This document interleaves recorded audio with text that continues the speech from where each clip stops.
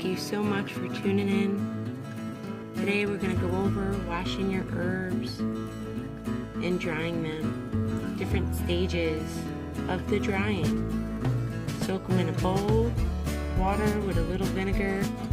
Get all the bugs off. Then put them in your drying bowl. Put them down. Let them dry out for a good few hours right on this tray. Then you're going to transfer them into another bowl. And this is where they're going to stay until they're completely dry. Any leaves that have a little fungus or damage on them, you can either cut that fungus off in half, or you can totally disregard the leaf and save it for your compost pile.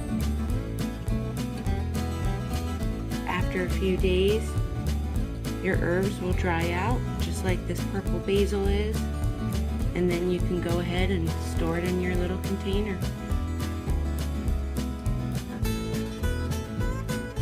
This is some fresh dried oregano we had picked about a week ago. We washed it the same way, dried it, left it in this little bowl so it can dry, and then you want to get yourself a little container and store all of your herbs in your containers. This way you have a lot more herbs to come.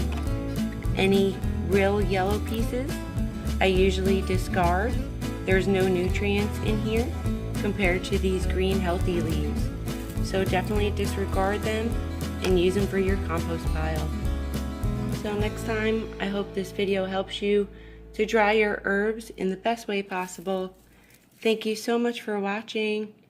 Till next time.